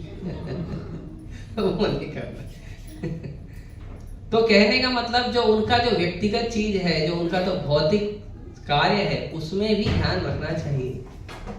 नहीं हम भक्त हैं, प्रभु जी मैं तो खाली इतना ध्यान दूंगा ना, वो माला कितना करता है और भूख कितना पड़ता है और भोग लगा के खाता है या नहीं खाता है, बस हो गया, और क्या कुछ जरूरत नहीं। कई बार हम शेड्यूल पूछते हैं, प्रभु जी आपका सुबह से उठने का रात तक का शेड्यूल क्या है, फिर ये शेड्यूल में आप क्या क्या करते हैं। फिर वो जब वो बताते तो उनको बताते देखो इसको ऐसा करोगे, इसको ऐसा करोगे, ये भी आसान होगा, वो भी आसान होगा। हमारे मंदिर के जो गृहस्थ प्रचारक हैं, जो कांग्रेगेशन प्रीचिंग करते हैं, यूथ प्रीचिंग का तो मैंने बता दिया, जो कांग्रेगेशन प्रीचिंग करते हैं, कई बार तो ऐसा भी होता है हस्बैंड वाइफ झगड़ा करते हैं और प्रभु जी के पास आ जाते हैं, देखो प्रभु जी ऐसा ऐसा हो गया, वो भी सॉल्व करते हैं भक्त लोग। देखा गया। तो जो पर्सनल प्रॉब्लम्स होती हैं भक्तों की, उसको भी नजरअंदाज नहीं करना चाहिए, क्योंकि उसका जो पर्सनल प्रॉब्लम है उससे उसका भक्ति अफेक्ट होगा। और अगर आप पर्सनल प्रॉब्लम पे ध्यान नहीं दोगे, खाली इसको फोर्स करोगे और उसको समझ में नहीं आएगा कैसे मैनेज करना, तो वो छोड़ के चले जाएगा। तो किसी तरह से एक जीव कृष्ण के चरणों में आया था, किसी तरह से एक जीव प्रभुपाद जी के चरणों में आया था, हमने उसको प्रेशर दे दिया, गया। उसके बाद एक बार गया तो कम से कम इस जीवन में तो उसका विश्वास कम रहेगा। हाँ, अगर उसको कोई समझदार भक्त मिला, अच्छे से समझाया, तो हो सकता है पकड़ ले। ऐसा हुआ भी है कि कई बार कुछ भक्तों ने प्रचार किया है, उनको जमा नहीं, छोड़ दिया, लेकिन कुछ दिन के बाद किसी दूसरे भक्त से टकराया, उस भक्त ने बात किया, उसने प्रचार करके आज वो अच्छा भक्त है, मंदिर में सेवा कर रहा है। तो पूरा 360 डिग्री प्रचार मतलब 360 डिग्री पूरा, उनका भौतिक, उनका आध्यात्मिक, उनका पढ़ाई, हर चीज में थोड़ा थोड़ा ध्यान होना चाहिए कि कहीं इसके वजह से इसका पढ़ाई खराब नहीं हो रहा, इसकी वजह से इसका भक्ति खराब नहीं हो रहा, ध्यान रखना चाहिए। भौतिक है करके त्याग नहीं देना चाहिए, अच्छा नहीं है। और भक्तों को जब हम मार्गदर्शन देते हैं तो उसके गुण के अनुसार मार्गदर्शन देना चाहिए, उसका क्या गुण है, किस चीज में उसका रुचि है, उसमें मार्गदर्शन देना चाहिए। ऐसे कुछ लोग हैं, प्रभु जी हमको लिखने में बहुत अच्छा लगता है, हमको लिखना बहुत अच्छा लगता है, तो उनको फिर हम देते हैं कुछ क्वेश्चन देते हैं भगवद गीता के, लिखिए। भागवतम के क्वेश्चन देते हैं, भक्ति शास्त्री वगैरह देते हैं, लिखिए बैठिए, लिखिए बैठिए, और इसमें आपका क्या विचार है बताइए लिखकर। कुछ लोगों की कीर्तन में रुचि है, उनको हम बोलते हैं करताल सीखो, मृदंग सीखो और कीर्तन करो, म्यूजिक। कुछ लोगों का कुकिंग में रुचि है, हम उनको बोलते हैं ठीक है आपको कुकिंग अच्छा लगता है, आप एक काम करो, कुकिंग करो, भगवान को भोग लगाओ, खुद भी खाओ, लोगों को भी खिलाओ। कुछ लोगों को जैसे बहुत सारे स्टार हैं, तो उन स्टार लोगों को फॉलो करते करते उनकी भी इच्छा होती है हम भी एक्टर बने, तो कुछ लोग एक्टर बनने आते हैं, तो मंदिर में भी आते हैं तो थोड़ा उनका स्वभाव रहता है, बताते हैं, तो हम उनको देते हैं ठीक है आप ड्रामा प्रिपेयर करो। हमारा ऑडिटोरियम है भक्ति कला क्षेत्र, वो ऑडिटोरियम में ड्रामा होता है, ऑलमोस्ट हर संडे को कुछ ना कुछ होता है, जनरली मूवीज चलती है और फेस्टिवल में ड्रामा होता है, बड़े बड़े ड्रामा होते हैं, चैतन्य महाप्रभु, नित्यानंद प्रभु, जगाई मदाई, जगन्नाथ पुरी, बहुत सारे ड्रामा होते हैं। रामलीला के ऊपर ड्रामा होता है, कृष्ण लीला के ऊपर ड्रामा होता है, कृष्ण सुदामा मिलन होता है, बहुत सारे ड्रामा करते हैं, तो उसमें रुचि है वो करो, किसी तरह से तो कृष्ण से जुड़ो, छोड़ो मत। और कृष्ण कॉन्शियसनेस, कृष्ण भक्ति ही एक ऐसी चीज है जिसमें आपका जो स्वाद है वो काम कर सकते हो आप, जो स्वाद है, आपकी जो रुचि है वो करो। कोई आर्किटेक्चर है, उसको बिल्डिंग का और महलों का डिजाइन बनाना आता है, प्रभुपाद जी के पास एक आए थे, प्रभुपाद जी उनको बोले जाओ जयपुर में घूमो, जयपुर में घूमो, जयपुर के बड़े बड़े मंदिरों को देखो, मेरे को वैसा ही राधा रासबिहारी मंदिर चाहिए। तो आप राधा रासबिहारी मंदिर का पैटर्न देखोगे तो जयपुर के मंदिरों की तरह है। तो एक बार उनकी चेतना लगी, भक्त बन गए, 50 साल से सेवा कर रहे। यदुवरा प्रभु प्रभुपाद जी के पास आए, उस समय तो विवाह नहीं हुआ था उनका, गर्लफ्रेंड बॉयफ्रेंड दोनों आए थे भारत में फोटोग्राफी करने। प्रभुपाद जी को मिले, प्रभुपाद जी वाला मूवी बनाओ, ये जो हरे कृष्ण मूवी यदुवरा प्रभु बनाए, जो अभय चरण सीरियल है वो भक्ति चारू महाराज यदुवरा प्रभु मिलकर बनाए। तो उनका इंटरेस्ट था मूवी बनाना, फोटोग्राफी करना, प्रभुपाद जी ने वहां सेवा में लगा दी। तो कोई भी हमारा जो स्वभाव है उसको ऐसा मत समझिए कि भक्ति इज डिफरेंट मैटर और हमारा जो है पर्सनल पैशन वो अलग नहीं। आपका पैशन कोई भक्तिमय कर दो, आपका जो व्यवहार है, जो गुण है, जो स्वभाव है, उसी को भक्तिमय कर दो, उसी कृष्ण से जोड़ दो, बस। त्यागो मत, ये मत समझो कि हम जो कर रहे हैं वो अलग है। कुछ लोगों का अकाउंटिंग में रुचि है हमारे श्याम गोपेश प्रभु, जाओ उनके पास, लगा देंगे सेवा में आप। मुझे भी बोलते हैं कभी कभी, तुम अकाउंट किया है ना, आने का तुम।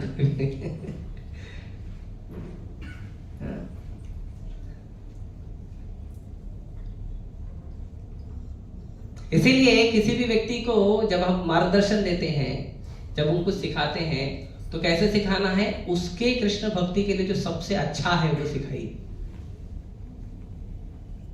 मैंने क्या किया, हर व्यक्ति का अलग अलग स्वभाव है, अलग अलग व्यवहार है, उसके लिए क्या जरूरी है वो समझिए। अगर हमको नहीं समझ में आता है, अपने सीनियर भक्तों से पूछिए, प्रभु जी इस भक्त का ऐसा ऐसा प्रॉब्लम है, मैं नहीं समझ पा रहा हूँ, कैसे ठीक करना। सीनियर भक्तों से बात करो, ये मत सोचो कि मैं कर दूंगा और मैं नहीं कर पाया ना, इसका तो उद्धार होगा नहीं, है तो जाके नरक में जन्म नहीं।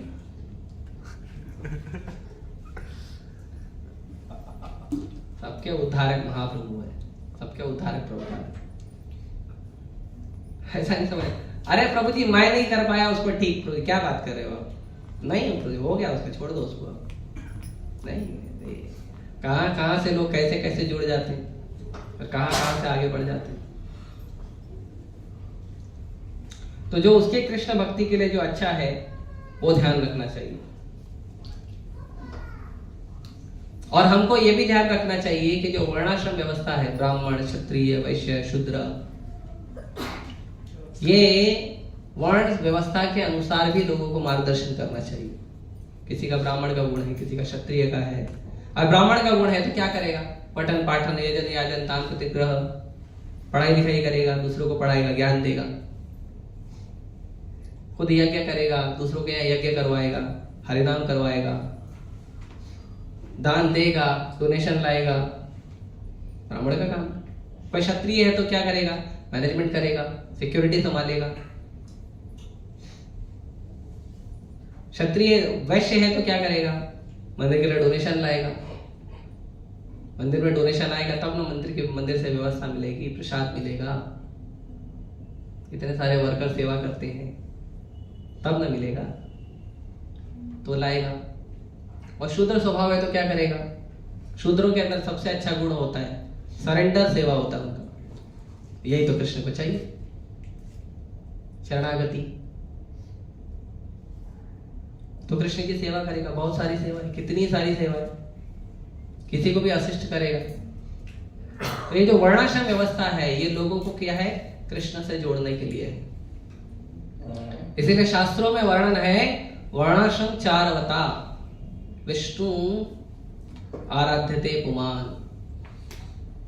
कि वर्णाश्रम का जो मुख्य लक्ष्य है वो ब्राह्मण बनना, क्षत्रिय बनना, वैश्य बनना, शूद्र बनना, ब्रह्मचारी, गृहस्थ, वानप्रस्थ, सन्यासी बनना नहीं है। वो तो पोजीशन है कि उस पोजीशन पे आप कुछ सेवा कर सको कृष्ण की। वर्णाश्रम का मतलब है कृष्ण भक्ति को प्राप्त करना। ऐसे बहुत सारा जो आडंबर बाहर चलता है कि ब्राह्मणों ने ऐसा किया, शूद्रों ने ऐसा किया, इसने ऐसा, सब आडंबर है। उसका असली लक्ष्य है कृष्ण भक्ति प्राप्त करना, कृष्ण को प्रसन्न करना। आप क्या हो वो मैटर नहीं करता है, आपने उस उद्देश्य को प्राप्त किया है कि नहीं वो मैटर करता है। कोई व्यक्ति कॉमर्स पढ़ता है, कोई साइंस पढ़ता है, कोई आर्ट्स पढ़ता है, कोई इंजीनियरिंग पढ़ता है, कोई मेडिकल पढ़ता है, लेकिन उसका गोल क्या है कि लाइफ में एक अच्छा व्यक्ति बनना। तो अच्छा मेडिकल वगैरह किया, अच्छा इंजीनियर वगैरह किया, लेकिन बाद में जाके जेब कतरा बन गया, क्या फायदा? मैं डॉक्टर हूं, बाहर नाम बड़ा नेम प्लेट लगा दिया और लोगों को बीमारी नहीं है तो भी 4 बीमारी बता के पैसा ले रहे, फिर क्या फायदा ऐसा डॉक्टर? तो जो मुख्य उद्देश्य है वर्णाश्रम धर्म का वो है कृष्ण भक्ति। चाहे कोई ब्राह्मण है, क्षत्रिय है, वैश्य है, शूद्र है, ब्रह्मचारी है, गृहस्थ है, वानप्रस्थ है, सन्यासी है या कुछ भी है, उसका मुख्य लक्ष्य होना चाहिए गोपी भरतुर पद कमल्यो दास दास दासानुदास। जो भगवान कृष्ण है उनके दास के दास के दास का दास बनना, यह मुख्य लक्ष्य है वर्णाश्रम व्यवस्था।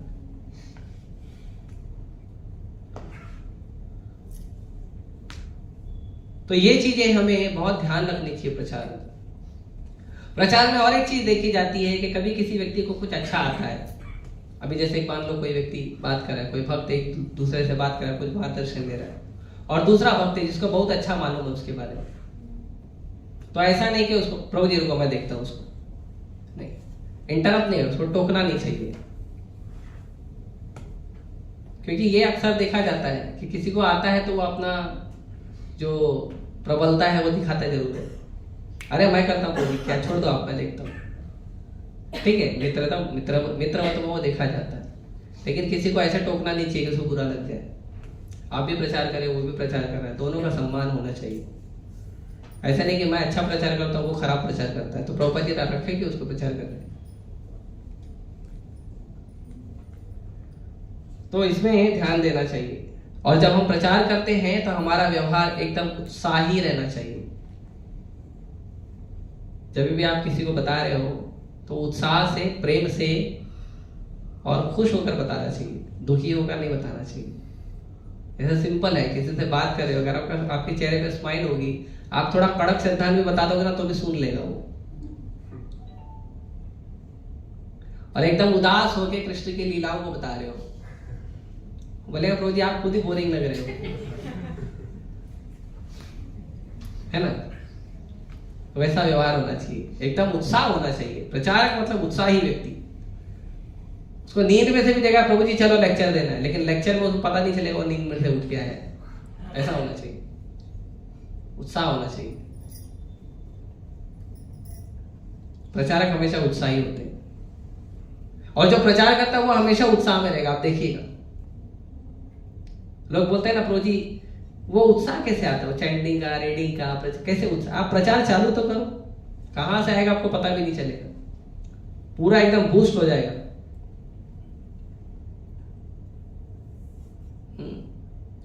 तो ऐसा व्यवहार भी होना चाहिए कि जब किसी से बात कर रहे हैं, किसी को समझा रहे हैं, तो चेहरे पे अच्छी से स्माइल होनी चाहिए, और वो अपने आप आएगी जब आप अच्छे से बताओगे तो। ऐसे नहीं वो आर्टिफिशियल प्लास्टिक स्माइल। ऐसे एक बार विवेक वगैरह आए थे हमारे मंदिर में, अक्सर आते रहते हैं विवेक वगैरह। तो वो बता रहे थे कि प्रभु जी हम लोग तो केवल कैमरे के सामने हंसते हैं क्योंकि उससे रोटी आती है बस, बाकी हमारे जीवन में कहीं खुशी नहीं, खुशी नाम का कोई अंश नहीं। हम लोग को लगता है देखो कितने खुश हैं, कितना नाम मिलता है उनको, कितना पैसा मिलता है उनको। जाओ जीवन में देखो उनके कितना क्रोध है, कितनी ईर्ष्या है, कितना काम है, कितना लोभ है। काम, क्रोध, लोभ, मोह, मद, मत्सर का जो हैवी स्टॉक है ना, वो आपको इन सब जगह पे मिल जाएगा। हैवी स्टॉक किसी को देखना है साक्षात कैसे होता है, जाओ देख लो, किसी एक्टर एक्ट्रेस के घर पे चले जाओ, 1-2 घंटे के लिए समझ में आ जाएगा।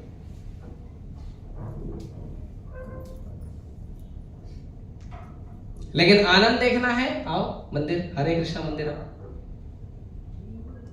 खाली भक्तों को आप कीर्तन करते नाचते देखोगे ना, बस आपका सॉफ्टवेयर चेंज हो जाएगा।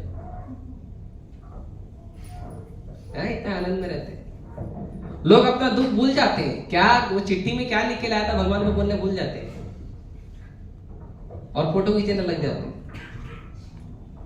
इसलिए मंदिर में कभी कभी हम लोग कुछ चीजें बोल देते हैं ना, लोग बुरा नहीं मानते, क्योंकि उसमें उत्साह है, आनंद है, प्रेम है, खुशी है, उसमें क्यों बुरा मानेंगे। ये प्रचार करना, ऐसा हमको लोगों को मिलना चाहिए। और हर जैसे नहीं खाली मंदिर, बाहर भी मिलो तो लोगों से प्रेम से मिलो।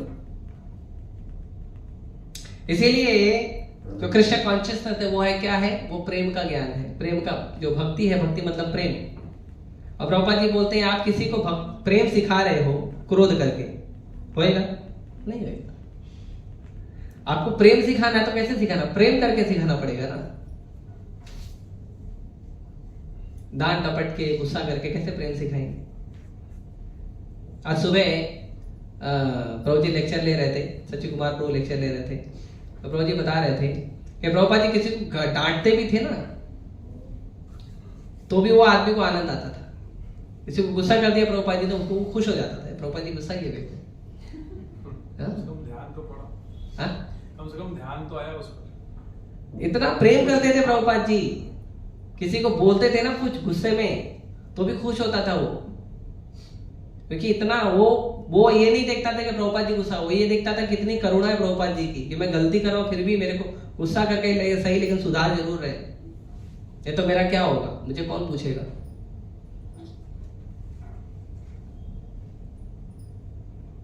ये समझ रहे हैं। और प्रचार में एक चीज बहुत important, utility is the principal.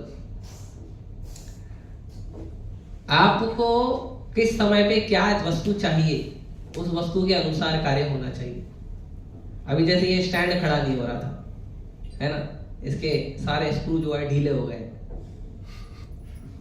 अब खड़ा नहीं हो रहा है, तो मैं सोचा कुछ जुगाड़ होना चाहिए।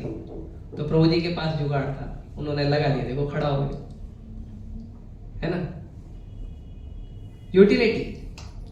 अब उसका तो कहीं भक्ति से प्रचार से कोई लेना देना नहीं है, चश्मे के बॉक्स का है नहीं, लेकिन काम कर रहा है अभी कर रहा है ना, यूटिलिटी इज द प्रिंसिपल। ऐसा नहीं चलो ये खराब है दूसरा लेके आओ, जब तक दूसरा नहीं आएगा तब तक हम लेक्चर नहीं करेंगे, ऐसा थोड़ी है। कभी कभी हम प्रयास करते हैं कि हम प्रसाद लेकर जाएं, प्रसाद नहीं मिलता है तो क्या करते हैं, कुछ मीठा लेकर भगवान को भोग लाके बांट देते, कुछ फल लेकर भगवान को भोग लाके बांट देते। प्रभुपाद जी जब शुरुआत में प्रचार करते थे तो प्रभुपाद जी के पास तो कुछ धन नहीं था, खुद को खाने के लिए धन नहीं रहता था, खुद का सब्जी जो कुकिंग का चीजें लाने के लिए उसको धन नहीं रहता था, कई कई समय तो प्रभुपाद जी भूखे रहते थे। फिर क्या करेंगे, तो एक एप्पल लेते थे और आदमी गिनते थे, कितने आदमी, 10 12 कितने आदमी, उतने पीस में काटते थे और हर आदमी को एक एक एप्पल का एक एक टुकड़ा देते थे। फिर प्रचार बढ़ा, फिर गुलाब जामुन देने लगे, फिर प्रचार बढ़ा, फीस्ट होता है। और अब तो इतना बढ़ गया है कि प्रभुपाद जी के आविर्भाव के दिन 2500 रेसिपी, 2500 अलग अलग आइटम प्रभुपाद जी को भगवान को भोग लगता है। तो ऐसा नहीं है कि प्रभुपाद जी के पास जब कुछ नहीं था तो देखो मैं लेक्चर तो दे रहा हूं बट प्रसाद नहीं है, नहीं कुछ ले रही थोड़ा सा। कभी कभी कुछ लोग मिलने आते हैं तो ऐसे नहीं खाली हाथ हम भेज देते हैं, कुछ नहीं है तो भगवान के चरणों का एक फूल दे देते, जाओ प्रसाद है।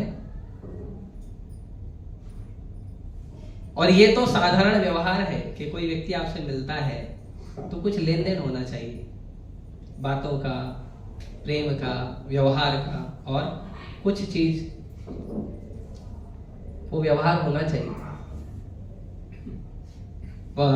रूप गोस्वामी कहते हैं 6 तरीके होते हैं प्रेम के, साधारण समाज में भी देखोगे इधर भी देखोगे तो क्या है, ददाती प्रतिग्रहण, कुछ दीजिए कुछ लीजिए,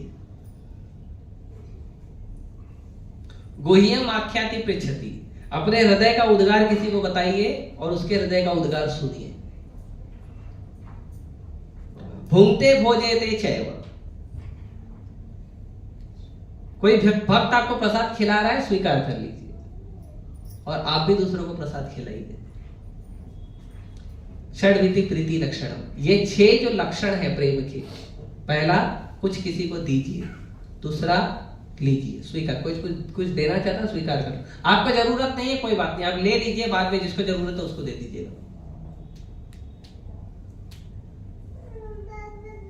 फिर आपके भक्ति के प्रोग्रेस के बारे में आप किसी से चर्चा कर रही है, कोई और अपनी भक्ति बढ़ाने के बाद लिए आपसे चर्चा करना चाहता है, रीडिंग करना चाहता है, थोड़ा समय दीजिए, 2 मिनट 5 मिनट बात करिए। कभी कभी मुझे कुछ माता पिता बोलते हैं हमको पढ़ना नहीं आता, हमने पढ़ाई लिखाई नहीं की। मैं पूछता हूँ तुम्हारा कोई बच्चा है पढ़ाई नहीं करता है? हाँ करता है, उसको बोलो 5 मिनट आपके लिए कृष्णा बुक पढ़े, 5 मिनट आपके लिए गीता पढ़े, क्यों नहीं कर सकते? हो सकता है ना। और आप दूसरों को प्रसाद खिलाइए और दूसरा आपको खिलाता, आप खाइए, ये प्रेम का लक्षण है। और ये लक्षण आप बाहर भी देख सकते हो, ऐसे ही होता है, गिफ्ट का लेन देन होता है और कॉन्फिडेंशियल बातों का लेन देन होता है और खाना खिलाने का लेन देन होता है, पार्टी करना है, अलग अलग कारण होते हैं, है ना। तो ये सब लेन देन होता है।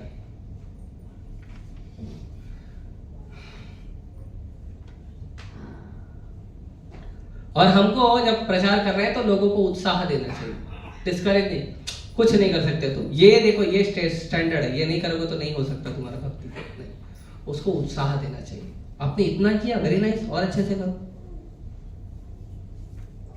थोड़ा सा सेवा किया ना, कृष्ण बोलते हैं स्वल्पम अपयस्य धर्मस्य त्रायते मत, थोड़ा सा भक्ति किया ना कृष्ण ध्यान दे देते, तो हम क्यों ध्यान ना दें? अरे क्या सेवा की प्रभु जी आप, ऐसा नहीं, डिस्करेज नहीं करना चाहिए, उसको उत्साह दीजिए। इतना किए प्रभु जी, थोड़ा सा और कर तो हो जाएगा सेवा हमारा, उत्साह देना चाहिए प्रेम से।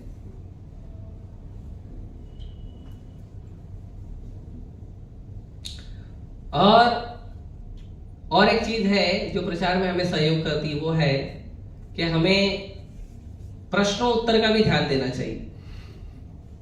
पहला, अगर आपको प्रश्न उत्तर पूछना है तो जो लेक्चर चल रहा है ना उसके संबंधित पूछना चाहिए।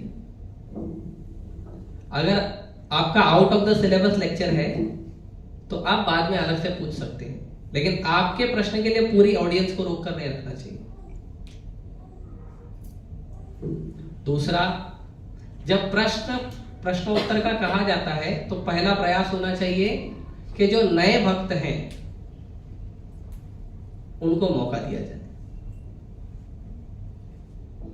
उसके बाद जो थोड़े समय बिताए हैं उनको मौका दिया जाए। जो रेगुलर भक्त हैं वो थोड़ा रुक जाए, और अगर उन्हें प्रश्न पूछना है तो पहले देख ले, सब कोई किसी को पूछना नहीं तो आप पूछिए, और प्रश्न ऐसे पूछिए कि क्लास का टाइम ज्यादा ना हो जाए। कभी कभी कुछ भक्त 5, 6, 10 प्रश्न एक साथ पूछ लेते हैं तो हमको बोलना पड़ता है ठीक है बाकी लोग जाइए, आप पर्सनली आगे बात करिए, कि स्पीकर तो अवेलेबल है आपको उत्तर देने के लिए, लेकिन आपके पर्सनल क्वेश्चन की वजह से पूरे ऑडियंस को रोकना नहीं चाहिए। तो ये सब चीजें बहुत महत्वपूर्ण है प्रचार के लिए। जो वैष्णव सदाचार नीलांबर प्रभु ले रहे हैं वो वैष्णव सदाचार के अंदर ही आता है। और एक बहुत महत्वपूर्ण बात आती है वैष्णव सदाचार में, वो है एक बहुत महत्वपूर्ण है वैष्णव सदाचार में चीजें, और वो है सभी संप्रदाय का, सभी धर्मों का सम्मान भी करना चाहिए, निंदा नहीं करनी चाहिए। कोई संप्रदाय का वक्त कोई कुछ बता रहा है, कुछ ये कर रहा है तो निंदा नहीं करनी चाहिए। ठीक है उन्होंने गलत बताया, आप सही बता दो, बस बात खत्म, निंदा क्यों करना। और खास करके जो वैष्णव संप्रदाय है उनका बहुत सम्मान करना चाहिए, क्योंकि वैसे भी वैष्णव संसार में बहुत दुर्लभ है, बहुत दुर्लभ। बहुनाम जन्म नामन्ते ज्ञानवान मां प्रपद्यते। बहुत बहुत जन्मों के बाद किसी व्यक्ति को बुद्धि आता, अरे भगवान तो कृष्ण है, और फिर वो भगवान की भक्ति शुरू करता है, फिर प्रचार शुरू करता है। फिर ऐसे लोग, ऐसे भक्तों को भी अगर हम डिस्करेज करेंगे तो अच्छा नहीं है। इसके लिए भगवान बोलते हैं भगवद गीता में, कितना दुर्लभ है वैष्णव भक्त, पता है आपको? भगवान बोलते हैं मनुष्यानाम सहस्रेषु कश्चित यतति सिद्धये। मनुष्यों में हजारों हजारों मनुष्यों में, सहस्त्र नहीं, सहस्रेषु हजारों हजारों मनुष्यों में कोई एक व्यक्ति है जो ये सोचता है कि मैं क्या इस जीवन में कर रहा हूं, खाली खाना खाना, सोना और परिवार पालन करना, अपनी सुरक्षा करना, खाली ये क्या कर रहा हूं, ये तो पशु भी कर लेता है। इससे कुछ आगे है आत्म साक्षात्कार विज्ञान, अपने जीवन को समझना, भगवान को समझना, आत्मा को समझना, उसका प्रयास करने का वो विचार करता है। ऐसे कौन होते हैं? हजारों हजारों में कोई एक व्यक्ति मिलेगा जो किसी बाबा के पास जाता हो कि मुझे भक्ति का ज्ञान दीजिए, या मुझे कुछ तो भी ज्ञान दीजिए जो मनुष्य जीवन के लिए जरूरी है। निराकार है, यहाँ है, वहां है, अलग अलग देवी देवता है, कोई सिद्धि प्राप्त करने चले जाते हैं, कोई तपस्या करने चले जाते हैं। ऐसे लोग कैसे होते हैं? हजारों में कोई एक होता है। और उसके बाद भगवान क्या कहते हैं? यततामपि सिद्धानाम कश्चिन माम वेति तत्वतः, कि ऐसे जितने भी सिद्धि प्राप्त करने वाले लोग हैं ना, ऐसे हजारों में कोई एक व्यक्ति होता है जो मुझे तत्व से जानने का प्रयास करता है। तो जो भी भक्त हमारे आसपास है कोई साधारण लोग नहीं हैं, इन्हें साधारण मत समझिए। व्यवहार के अनुसार अगर मान लो कोई गलती हो रही है या कुछ चीजें जो आपको नहीं पसंद आ रही है, तो ऐसा नहीं समझना चाहिए ये पागल है, बाहर के लोगों की तरह, गधों की तरह, ऐसे ही नहीं। एक तो हजारों सिद्धों में, हजारों सामान्य जन्म में एक सिद्ध हुआ, और हजारों सिद्धों में एक व्यक्ति हुआ जो कृष्ण को जानना चाहता है, भक्ति करना चाहता है। ऐसा दुर्लभ व्यक्ति वैष्णव होता है।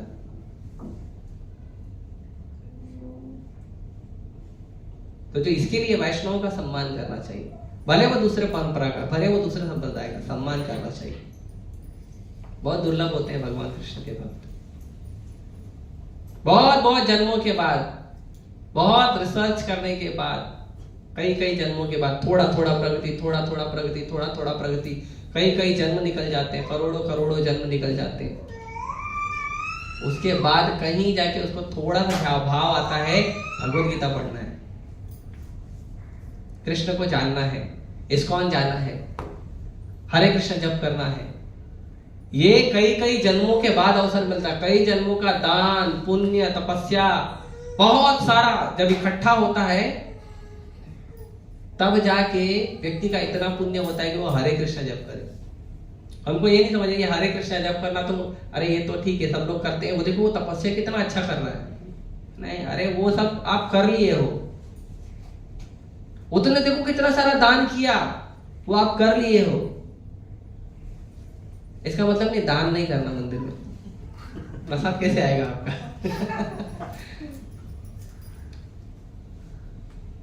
कोई व्यक्ति है, बहुत अलग अलग तरह से धर्मों का प्रयास कर रहे हैं, तपस्या कर रहे हैं, व्रत कर रहे हैं, सब हमारा हो गया है। हमारे लिए व्रत क्या है? एकादशी का व्रत और भगवान के और भगवान के भक्तों का आविर्भाव तिरोभाव समय, ये हमारा उपवास है। और कोई दूसरा उपवास का जरूरत नहीं है। यहां तक कि प्रभुपाद जी ने कभी नहीं बोला कि चातुर्मास्य का पालन करो या विष्णु पंचक का पालन करो या पुरुषोत्तम का पालन, कभी नहीं बोला प्रभुपाद जी ने, कभी नहीं बोला। आप ऑलरेडी हरे कृष्ण जप कर रहे हो, और क्या करोगे अलग से?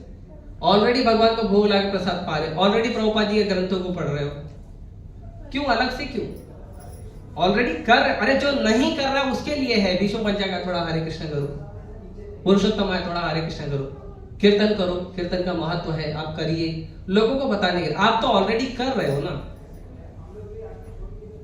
है ना? ये चीज समझना चाहिए। तो सभी भक्तों का सम्मान करना चाहिए। तो ये वैष्णव, ये जो भगवान की भक्ति का प्रचार है, इसमें ये कुछ नियमावली है, वैष्णव सदाचार है जो मैंने चर्चा किया। और प्रचार सर्वश्रेष्ठ है। प्रचार में बहुत निंदा मिलती है, प्रचार में बहुत कष्ट मिलता है, प्रचार में बहुत दुख मिलता है, लेकिन ये जो कष्ट है ना, प्रचार का जो कष्ट है ना, वो आनंद देने वाला है। एक बार जब इंडिया टीवी में वो कुछ ब्रह्मचारी भक्तों का रिपोर्ट आ गया था, इंडिया टुडे करके कोई टीवी चैनल था, उसमें कुछ भक्त लोगों को बिठा के, इस्कॉन के भक्तों को बिठा के, उसके मम्मी पापा रो रहे हैं, अरे मेरा बच्चा ब्रह्मचारी बन गया, मेरे को छोड़ दिया, चले गया, है ना, रो रहे थे। तो उस समय बहुत हो हल्ला हुआ था, अरे इस्कॉन वाले ऐसे करते ऐसे करते। तो उस समय गोपालगिरी गोसाई महाराज बता रहे थे कि ये हमारा नेचुरल बिजनेस है, और ऐसा नहीं है कि हमको मिल रहा है ये। नारद मुनि जब दक्ष प्रजापति के 1000 पुत्र हुए, पहले 10,000 पुत्र हुए, तो 10,000 पुत्र जब उत्पन्न हुए तो दक्ष प्रजापति ने बोला जाओ तपस्या करो। तपस्या करने गए, रास्ते में मिल गए नारद मुनि मिले, नारद मुनि भक्ति का ज्ञान दिया, एक साथ 1 शॉट 10,000 लोग भक्त बन गए, और 10,000 लोगों ने घर त्याग करके भजन करना शुरू कर दिया। दक्ष प्रजापति को न्यूज मिला, अच्छा नहीं लगा उनको, बोले नो प्रॉब्लम। फिर से उन्होंने 1000 बच्चों को उत्पन्न किया, 1000 पुत्रों को। वो भी गए, उनको भी नारद मुनि मिल गए। तो नारद मुनि ने उनको पूछा, तुमको पता तुम्हारे बड़े भाइयों ने क्या किया? हाँ पता है। तुमको भी वैसे करना? हाँ करना है। वो भी 11,000 बच्चे एक साथ 1 शॉट भक्त बन गए। तो दक्ष प्रजापति को बहुत गुस्सा आया था। तो नारद मुनि गए उनको समझाने के लिए, तो बहुत गुस्सा किया था उन्होंने नारद मुनि। तो महाराज ने वो उदाहरण लिया था कि जब आप किसी को अच्छे जीवन का रास्ता दिखाते हो तो समाज के लोग निंदा करेंगे, सब बहुत सारे लोग निंदा करेंगे। हमको क्या करना है? निंदा को सहना है और कृष्ण की प्रसन्नता के लिए प्रचार करना। और प्रचार का जो आखिरी, जो सबसे महत्वपूर्ण अंग है, वो है कि हम कृष्ण को प्रसन्न करना चाहते हैं, हम प्रभुपाद जी को प्रसन्न करना चाहते हैं, और कुछ प्रचार का हमारा उद्देश्य नहीं होना चाहिए। हम लोगों को कृष्ण के पास ला रहे हैं, ये हमारा उद्देश्य होना चाहिए। ठीक है, धन्यवाद। हरे कृष्णा। किसी को कोई प्रश्न है? एक प्रश्न ले सकता हूँ, समय हो चुका है। हाँ प्रभु जी, कर्म श्रेष्ठ है या भक्ति? कर्म श्रेष्ठ है या भक्ति? तो मैंने वैसे अभी थोड़ा समय पहले बताया, मनुष्यानाम सहस्रेषु कश्चित यतति सिद्ध है। दुनिया में हर व्यक्ति तो कर्म कर रहा है ना, लेकिन कोई एक व्यक्ति है जो सोचता है मैं कितने जन्म तक कर्म करूंगा। हर जन्म में कर्म करना, हर जन्म में कर्म करना, हर जन्म में कर्म करना। कितना जन्म करोगे आप? कितना जन्म करोगे? तो वो सोचता है कि इसके आगे भी कुछ है कि नहीं, तो वो प्रयास करता है आत्म साक्षात्कार के विज्ञान के लिए। और ऐसे जो आत्म साक्षात्कार के विज्ञान के लिए जो प्रयास करता है, वो फिर जानने का प्रयास करता है अगर मैं आत्मा हूं तो भगवान कौन है, मैं किसका अंश हूं। फिर वो भगवान से जुड़ता है। तो बार बार केवल कर्म करते रहेगा, कर्म करते रहेगा, कर्म करते रहेगा, तो बार बार पुनरपि जननम पुनरपि मरणम। और ये शरीर हमको कर्म करने के लिए नहीं मिला है। और कर्म की भी 3 परिभाषा है, सकर्म, विकर्म, अकर्म। सकर्म मतलब भगवान के निर्देशों का पालन करते हुए अपनी इच्छा पूरी करने के लिए कर्म करते हैं, उसको सकर्म बोलते हैं, उसका पुण्य मिलता है। भगवान के निर्देशों का पालन नहीं करते हैं और अपने मर्जी से कुछ भी उठपटांग करते हैं, उसका पाप मिलता है। और भगवान के लिए कर्म करते हैं, उसका न पाप मिलता है न पुण्य मिलता है, और आपका पिछला जो कर्म बैलेंस है ना, वो भी जल के राख हो जाता है। जाओ भगवत धाम।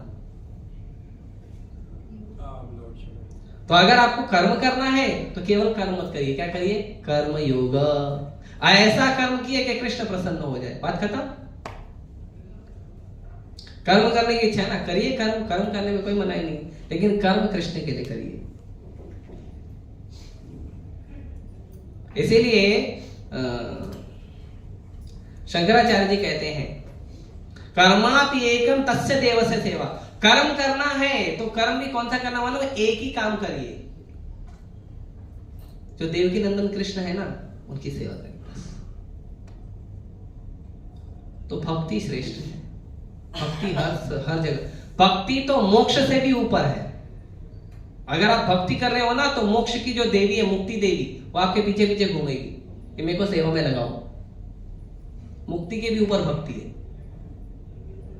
इसके लिए वर्णन है, भुक्ति मुक्ति सिद्धि कामी सकले आशान, कृष्ण भक्त निष्काम अतएव शांत। जो भुक्ति है कि मुझे ये चाहिए, वो चाहिए, ये भोगना है, वो भोगना है, ये एंजॉय करना, वो एंजॉय करना है। जो मुक्ति है कि मुझे संसार नहीं चाहिए, भोग भोग के परेशान हो गया हूं संसार में, केवल दुख मिलता है भोग भोग के, तो मुक्त होना है। कुछ लोग सिद्धि है, ये पावर आ जाएगा, वो पावर आ जाएगा, अलग अलग सिद्धि लेना। और जो कामी है, अलग अलग नए नए काम को करने का प्रयास करता है, ये क्या है? सकले अशांत, हमेशा अशांत रहेंगे। तो शांत कौन है? कृष्ण भक्त निष्काम। कृष्ण के जो भक्त है, वो केवल कृष्ण के लिए सेवा करता है, उसका अपना कोई डिजायर होता नहीं। जो कृष्ण ने बोला, शास्त्रों को पढ़ेगा, फॉलो करेगा, गुरु की सेवा करेगा और सेवा करेगा, बस। तो कृष्ण भक्त निष्काम अतएव शांत, इसलिए शांत रहेगा। ठीक है, ओके, धन्यवाद। हरे कृष्णा कृष्णा कृष्णा हरे हरे, हरे